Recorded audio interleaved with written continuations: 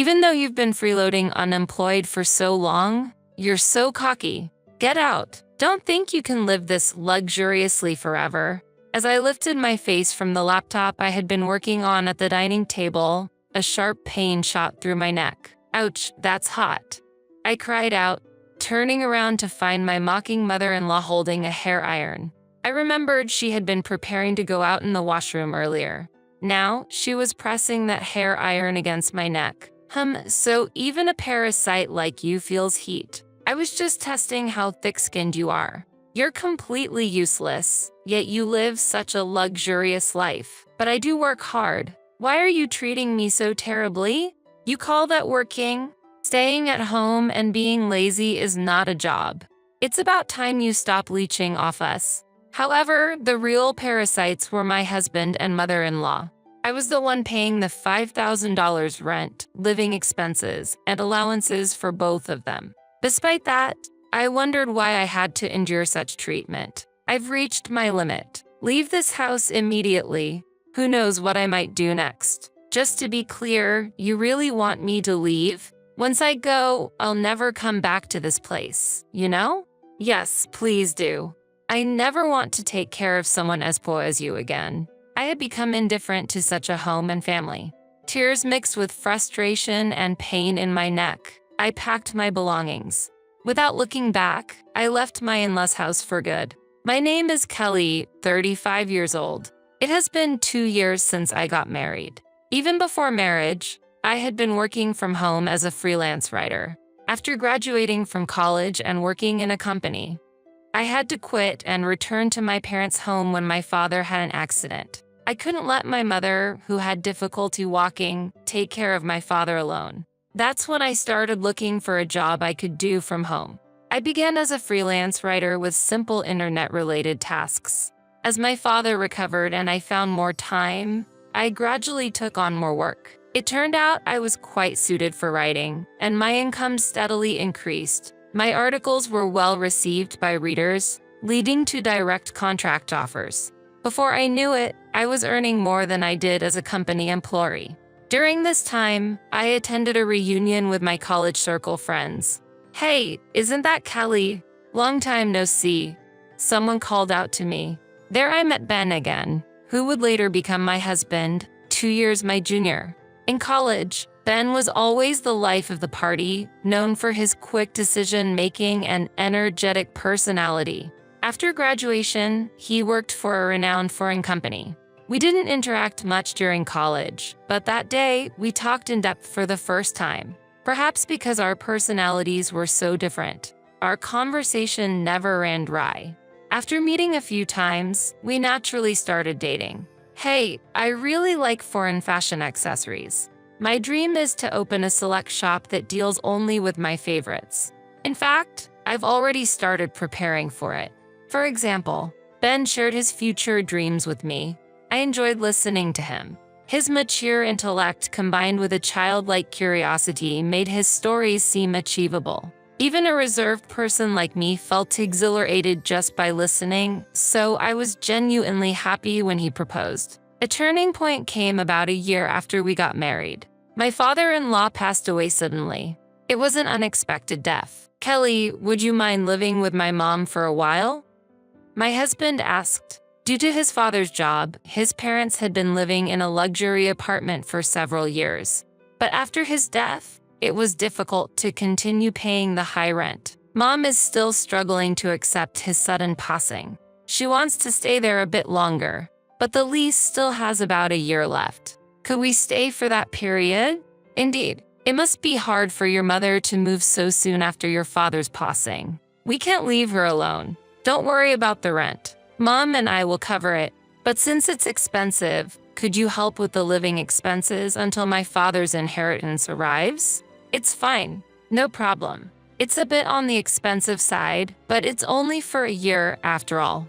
Even though I had no interest in fashion or luxury goods, I was intrigued by what the interior of a luxury apartment might look like. At that time, I underestimated what it would be like to live with my mother-in-law.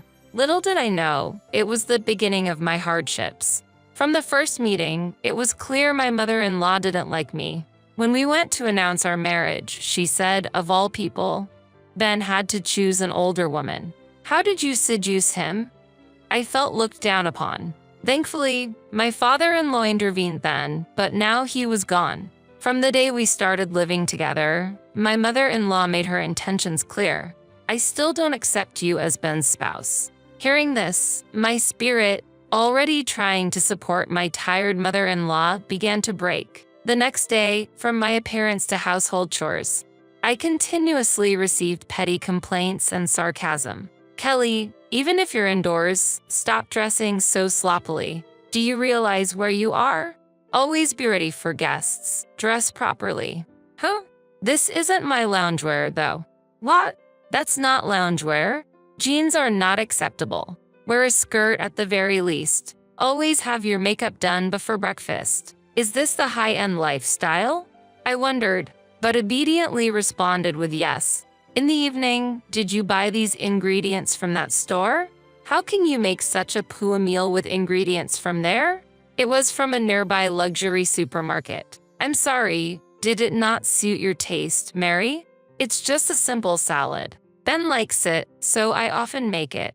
But yes, that supermarket is quite expensive. My goodness, how embarrassing. Act in a way that doesn't bring shame to our family. You never know who's watching. She sighed deeply, shaking her head in disappointment. At that moment, I made a firm vow to myself. I would do everything in my power to be recognized by my mother-in-law. From grooming to cooking skills, I worked hard every day. However, her critical eyes never softened. Initially, I took her sarcasm and cold words lightly, but they gradually began to feel crushing. I felt invalidated, powerless.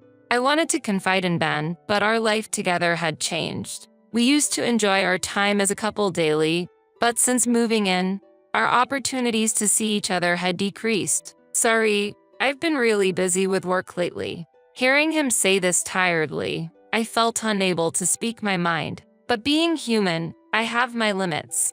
I felt the need to share my stress with Ben. Hey, I have something to discuss. Oh, I actually have something to talk to you about too. I quit my job 3 months ago. What? Quit? What do you mean? Don't worry, I've already started another job. Remember the select shop I always wanted to open? I finally launched it. I'm co-managing it with Senior Eric. What? You never mentioned any of this before. Senior Eric was a widely respected figure in our university circle, admired for his leadership and charisma. He had combined creativity and business sense, successfully developing and selling a game app in college and starting a startup with friends, showcasing his talents. I believe there's no doubt about his ability as a business partner. I had heard rumors of his recent success in web design. Ben, in his usual gentle tone but looking slightly guilty, said, I didn't want to worry you or Mom. I'll work harder from now on. Will you support me? I was moved by his words, yet hesitant. I'll support you. But it was then Ben brought up an unexpected request. Thanks. So, about the rent for this house, can you cover all of it? I felt a mix of surprise and confusion. What? But weren't you and your mother supposed to split the rent? It's impossible for me to pay it all by myself, especially since I'm already covering the living expenses. My heart was filled with anxiety. Ben looked at me earnestly and pleaded, Please, Kelly. This has always been my dream. It's taking longer than expected to turn a profit. That's why I want to invest more in advertising. I'll definitely get this business on track before we leave here. I need your help to do that. Moved by his passion and earnestness, I couldn't refuse. I could afford the rent with my income, and fortunately, we had some savings. More importantly, I had never forgotten the day I chose to marry him, sharing and empathizing with his dreams and passion. If you say so, I understand, but only until the lease on this rental ends. Also, I want to know more about the store you're running. Of course, thank you, Kelly, Ben said and showed me the website of his select shop. I was impressed by its charm. Is there anything I can help with? I offered, but Ben firmly declined. I want you to focus on your work. And please, don't tell my mother about this. I don't want to worry her unnecessarily. With this new development, thoughts of my mother-in-law completely left my mind. I wholeheartedly wanted to support Ben's business, but the amount I had to pay each month only increased. Gradually, managing the entire household budget, financially aiding my husband, and even giving an allowance to my mother-in-law became my responsibility. My only wish was for the rental contract to end quickly. "Kelly, could you put off your computer work for a bit and do some cleaning? Since you're staying here, you should be more proactive with the household chores," my mother-in-law said. I hurriedly replied, "Oh, I'm sorry, Mother. I'll start as soon as I finish this job." "This is your job. Enough excuses. Get it done quickly. We have guests coming this afternoon. After you're done cleaning, please leave the house." My relationship with my unaware mother-in-law remained unchanged over time. Since we started living together on days when she had guests, I always had to leave the house after finishing the cleaning. It seemed I was bothering her. Fortunately, I could work anywhere with my laptop, which was a small consolation. However, that day held a different outcome. When I returned home in the evening, my mother-in-law, looking satisfied, greeted me with "Welcome back. I tidied up your room." Confused, I rushed to my office. The room was indeed tidied, but rather, my belongings were organized. I don't own many things, but in the center of the room were a large suitcase and 2 duffel bags. "What does this mean, Mother?" I asked. "This room was initially prepared for guests. I can't accept someone with your lack of housekeeping skills using it. If you want to use this room, you'll have to pay an appropriate fee. If you don't like that, leave immediately. Don't expect to live luxuriously here for free," she declared. I swallowed my words. Why must I endure such treatment? As I silently bowed my head, my mother-in-law said with satisfaction, "I'll say it again. I don't accept you as Ben's wife." With that, she huffed and returned to the living room. Tears welled up in my eyes from frustration. I tried to contact Ben, but he didn't answer his phone. After I messaged him about the incident, he replied, "Please bear with it a little longer." Unable to contain my anger, I poured out everything to Ben when he returned late at night. "Just hold on a little longer. I'm stressed with work too. Don't worry about my mother, it's just a bit more endurance," he said. "I'm paying the full rent, and now she wants me to pay for my room too. I can't tolerate her unreasonable demands any longer," I protested. After hearing this, Ben hurriedly tried to calm me. "I'm really sorry. I'll talk to her. Once we leave here, you won't have to see her again. Please, just bear with it for a little while longer," he pleaded. "Soon. And then, I'll never have to see her again." Ben's words slightly eased my anger. The next day, Ben seemed to be talking to his mother before he left. We had breakfast together, but there were no usual sarcastic remarks from my mother-in-law. Since my room was tidied up, I decided to continue working at the dining table. "Are you leaving today?" At my mother-in-law's words, I looked up from my computer.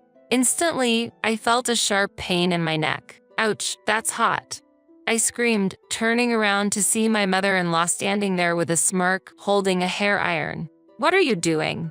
I exclaimed. That was all I could say as I held my painful neck and rushed to get a cooling pack from the fridge. Thinking back, my mother-in-law had been getting ready to go out in the washroom earlier. She had used the hair iron she was holding against my neck. "Oh, so you can feel the heat too. I wanted to see how thick-skinned you are. Living such a luxurious life, yet so useless. I work hard too. Why would you do something so terrible? Working? You're just using your at-home job as an excuse to slack off. Nothing but an unemployed person. It's about time you consider our situation and become independent," said my mother-in-law.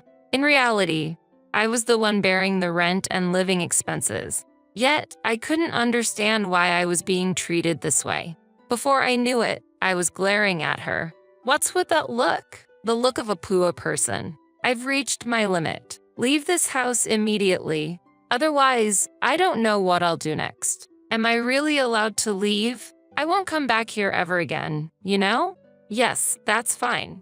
I'm fed up with taking care of poor people like you." Filled with intense pain and disappointment, I cried as I packed my things. Since my mother-in-law had already organized my belongings the day before, it didn't take long. I no longer cared what happened to this house. I left my in-laws' home without looking back. After receiving treatment at the hospital, I went to my usual cafe to calm down. The spacious table arrangement and quiet environment were ideal for focusing on work. As I was contemplating whether to contact Ben, I was suddenly approached. "Kelly, is that you?" To my surprise, it was Senior Eric. "It's been a while. How's Ben doing?" "Senior Eric, long time no see. Ben is in your care. I heard you were the co-owner. Sorry I couldn't greet you earlier," I replied as he furrowed his brow. "Co-owner? What do you mean?" "I just helped with the website design on Ben's request." "Really?" I was shocked. He lied then. "I heard you were the sponsor," Senior Eric said. I was surprised by this revelation. Ben had rented a different apartment and seemed to have worked hard for the first few months. However, he had others manage the inventory and shipping from the beginning. For the online shop's promotion, he didn't do it himself but paid for advertising services. I advised him to do it himself at first, but he insisted it wasn't the role of a businessman. He seemed too fixated on his ideal image of a business owner. As a result, there was no increase in foot traffic or sales, just mounting expenses. Despite this, he gave up too soon. According to Senior Eric, Ben is now deeply involved in internet business, paying high consultant fees. By the way, have you heard about your father-in-law's inheritance? There was quite a bit of debt, not as much as expected. But your mother-in-law is managing her share, so they're financially comfortable. Plus, he said with his wife's good income, even if he fails, they'll be fine. Really? But that funding is also running low. He's been living extravagantly, acting like a business owner, and sometimes treating his juniors. I was at a loss for words. The reason I had to cover my mother-in-law's allowance was that they had used up my father-in-law's inheritance. Ben's recent frequent requests for financial support were probably because his funds were running low. He hadn't told me about the inheritance, perhaps for that reason. Doubts connected with Senior Eric's words, and everything became clear. I got up unsteadily, thanked him, and left the cafe. Before I knew it, I was in front of my parents' house. Seeing me with my luggage, my father looked surprised. Tears overflowed as I saw the faces of my parents, who I had been holding back my sorrow from. "Tell us what happened. Your mom and I are always on your side." "That's right. You always try too hard on your own." Their warm words made me cry again. Then, crying, I told my parents everything. Ben's secrets, the terrible treatment from my mother-in-law, and the fact that I was bearing all the expenses for my in-laws' house. My parents were both outraged and cried with me. "There's no need to go back to your in-laws' house. Live for yourself from now on," my father said. His words deeply resonated with me. After talking about everything, I felt a weight lifted from my heart. What have I been living for these past months? The only message from Ben was a short one asking, "Where are you now?" After that, I received several similar messages. After ignoring several similar messages, his attempts to contact me stopped altogether. To Ben, my existence must have been just that insignificant. More than sadness, I felt a firm resolve. Just having a meal with my parents, I could feel the warmth of a family. Maybe what I had been seeking was such simple moments of happiness. While staying at my parents' house, I gradually felt like I was regaining myself. About 2 weeks later, Ben called, probably because the rent payment was due. "Kelly, where are you? Have things calmed down with Mom? She feels bad about it. Aren't you coming back soon?" "I'm at my parents' house now. I plan to live here from now on. Your mother said she's tired of taking care of a poor person like me, and I'm not going back. Let's get a divorce." "Wait, why divorce? If living with Mom is the problem, let's talk it out. I'm coming to pick you up. Let's talk in person. Why should we talk now when there was no contact before? And how's your business?" After that question, there was a moment of silence. "Actually, I'm seeking advice from someone knowledgeable in business. There might be a big plan realized next month. That's it. Let's go look for a new place to live before that." Ben said, "Don't change the subject. You haven't told me anything important. That's why I don't want to talk anymore. I'll write the divorce papers and send them to you, I said and hung up the phone. However, that night, Ben suddenly appeared at my parents' house. I talked to him through the gap in the door with the chain on. Kelly, please don't be mad. Let's go back. Mom feels bad about it. Come on, stop sulking. Sulking? I was kicked out of the house by your mother. Don't take it seriously. Not take it seriously. Did you know why I left the house? Your mother pressed a hot hair iron against my neck and burned me. I don't know what else might happen, and there's no way I can go back. I brushed back my hair to show him the burn mark on my neck. Did Mom really do that? I'm sorry, I didn't know. Why didn't you tell me? Mom told me it was just a simple fight. I'm really sorry. Are you okay? A simple fight? His flippant words made my anger boil over. I had planned to decide on a divorce without facing him, but my indignation overflowed. I felt the same anger towards both my husband and mother-in-law. I thought of blaming them thoroughly. The outrage in my heart seemed to burn. Anyway, I'm not coming back. You should go home too. I'll contact you again tomorrow. Really? Will you actually contact me? I can't accept a divorce without even discussing it. If you don't contact me, I'll come back tomorrow. Ben said this and left. I prepared and arranged to meet with Ben and my mother-in-law 3 days later in the afternoon. The place for the discussion was a cafe restaurant on the 30th floor of a luxury hotel. On the day, I dressed in a high-end brand dress, revealing my neck and styling my hair up. My mother-in-law looked displeased at the sight of me. Thank you for gathering today. I have reserved afternoon tea, so please enjoy it. I smiled at my mother-in-law and Ben. Ben seemed a bit relieved at my calm demeanor. Soon, tea and small appetizers were served at our table. Before we started eating, my mother-in-law began to speak to me. Kelly, I'm truly sorry about last time. I was wrong. Ben scolded me harshly. You'll forgive me, won't you? I didn't respond immediately and quietly continued eating my appetizer. Then, I turned my neck to show the burn scar. I can forgive you. Not until this scar fades. Also, are you aware that Ben quit his job? Ben shook in surprise. My mother-in-law looked at him in astonishment. What? What do you mean he quit? He's been saying he's busy every day. He's busy, right? Now he's an honorable businessman. Wait a minute. Ben panicked. What do you mean, businessman? Did you start your own business? Ben, explain yourself, as my mother-in-law interrogated him. I smiled contentedly while watching Ben struggle to make excuses. At that moment, the tea stand was brought to our table. I enjoyed the delicious-looking sweets while watching Ben and my mother-in-law argue. The view from the luxury apartment was great, but the view from this 30th floor cafe was also special. By the way, Ben, what have you been engrossed in lately? I heard from Senior Eric that you quit the select shop. Is that true? What? How did you? Ben lost color in his face, looking surprised and scared. Meanwhile, my mother-in-law tightly gripped his arm, confused and repeatedly asking, What happened? Why would you do that? I know everything. Ultimately, you were more obsessed with being a successful person than a businessman, right? Despite having no business sense, you just impulsively went ahead and ended up spending all the inheritance your father left, didn't you? Wait, Ben, what does she mean by that? You used up all the inheritance? Could it be? My mother-in-law's voice was full of suspicion and anger. Yes, exactly. Ben has used up all your inheritance as well, right? So our household finances are completely depleted because of Ben. Hey, stop. Don't talk anymore. Mom, don't worry. I'll find a solution.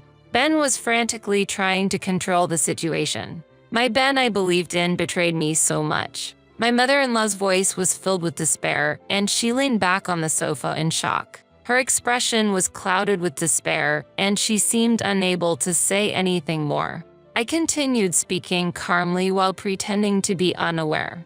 Mary, actually, I have been covering all the expenses for the house. Even the allowance you thought Ben was giving you came from my wallet. In addition to that, I've been paying for Ben's expenses while he's been gallivanting around as a businessman.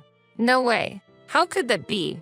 Don't worry, Mom. With Kelly's income, we'll manage. Ben's true intentions were revealed. Don't joke. I heard you're getting into another business. We're already at the bottom, spending money and just playing around. Stop it now. My words were a bit harsh, but in that situation, it couldn't be helped. The cafe fell silent, filled with a heavy atmosphere. I finished the tea left in my cup in one gulp and declared, I can no longer take care of you two who are now penniless. You will need to take care of next week's rent payment. And regarding the divorce, let's proceed formally through a lawyer.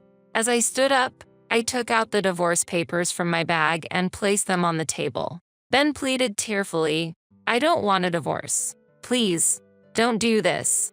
But my mind was already made up. My mother-in-law's face was trembling with paleness. Kelly, wait, I'm truly sorry. I had no idea. Without you, we can't survive. Kelly, help us. We're family. The word family coming out at this moment was unexpected, but it was too late. You said before that you didn't accept me as family, didn't you? Mary, as compensation for the burn, I would like you to start with this payment. I hope you still have this men's allowance. Saying that, I left the two of them in the hotel. Ben remained silent, ultimately saying nothing. Looking up at the high-rise floors from the ground, I hope they felt the sensation of being cast down from heaven to earth, marking the end of my revenge. Afterward, we got divorced. Ben resisted at first, but when I threatened to report my mother-in-law to the police, he quickly agreed. I thought I couldn't forgive my mother-in-law, but her disappearance from my sight would erase her from my memory. As long as they stay out of my life, that's enough. For that reason, I demanded a substantial amount from Ben for emotional distress. Later, they apparently moved to a cramped apartment. However, the relationship between my wasteful ex-husband and betrayed mother-in-law seems strained. Aiming for independence, my once arrogant mother-in-law is now reportedly doing part-time cleaning work. I couldn't help but laugh at the thought of that scene. Currently, Ben is struggling with debt and working multiple part-time jobs at night. It seems that working as an employee was more suited to his true nature. The active personality of Ben that I once found attractive was, from another angle, just impulsive and shallow foolishness. Living in the luxury apartment and the inheritance from my father-in-law must have revealed his flaws more clearly. I continued to work actively from my parents' home. I met with Senior Eric later and conveyed to him the details and my gratitude. He appreciated my writing skills, and now I am receiving work from him. For the time being, I plan to focus on living for myself with my parents.